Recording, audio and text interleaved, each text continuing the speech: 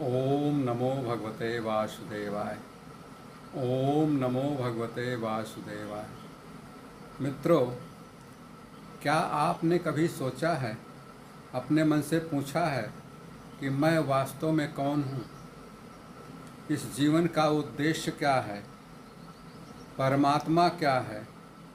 और मृत्यु के बाद क्या होता है?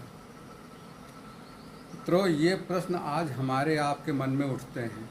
कभी कभी सभी के मन में उठते हैं, लेकिन हजारों वर्ष पहले यही प्रश्न अर्जुन के मन में उठे थे। और इन्हीं प्रश्नों से आरंभ होता है श्रीमद् भगवत गीता का 8वां अध्याय, अक्षर ब्रह्म योग।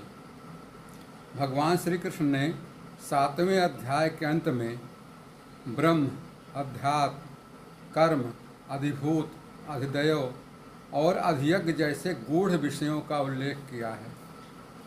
अर्जुन इन शब्दों को सुनकर भगवान से उनके वास्तविक अर्थों को जानना चाहते हैं।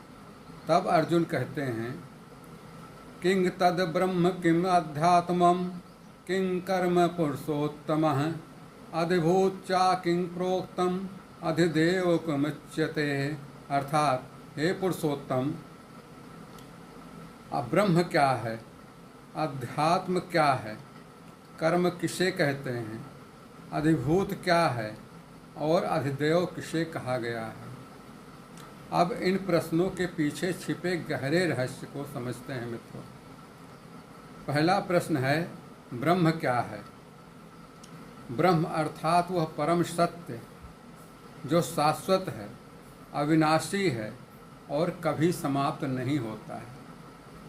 संसार की हर वस्तु बदलती है, हमारा शरीर बदलता है, हमारी परिस्थितियां बदलती हैं, धन आता है जाता है, सुख दुख आते जाते रहते हैं, लेकिन जो इन सभी परिवर्तनों के पीछे अस्थायी है, उसे जानना ही ब्रह्म को जानने की दिशा में पहला कदम है। दूसरा प्रश्न है, अध्यात्म क्या है? अध्यात्म का अर्थ मित्रों केवल पूजा पाठ ही नहीं है। अध्यात्म का वास्तविक अर्थ है मैं कौन हूँ, यह जानना। और क्या मैं केवल यह शरीर हूँ या मेरे भीतर कोई ऐसी चेतना है जो शरीर के परिवर्तन के बाद भी अस्तित्व में रहती है। अपने वास्तविक स्वरूप को जानने की यात्रा ही वास्तव में अध्यात्म है। तीसरा प्रश्न है, कर्म क्या है? मित्रों, हम सभी प्रतिदिन कुछ न कुछ कर्म करते रहते हैं। बोलना, चलना, काम करना, परिवार की जिम्मेदारियां संभालना, नौकरी, व्यापार, सब कुछ न कुछ अपने निभाते रहते हैं, कर्म करते रहते हैं। लेकिन गीता हमें कर्म के बाहरी रूप से आगे ले जा कर के उसके आध्यात्मिक रहस्य को समझाती है। और चौथा प्रश्न है, अधिभूत क्या है? जो कुछ भौतिक और नश्वर है वह अधिभूत के अंतर्गत आता है। यह शरीर भी नश्वर है, आप सभी जानते हैं, हम सभी जानते हैं। आज जो शरीर स्वस्थ है, समय के साथ साथ वृद्ध होता जाएगा और एक दिन समाप्त भी हो जाता है। इसलिए गीता हमें नश्वर और शाश्वत के बीच अंतर को समझाती है। और पांचवा प्रश्न है, अधिदेव क्या है?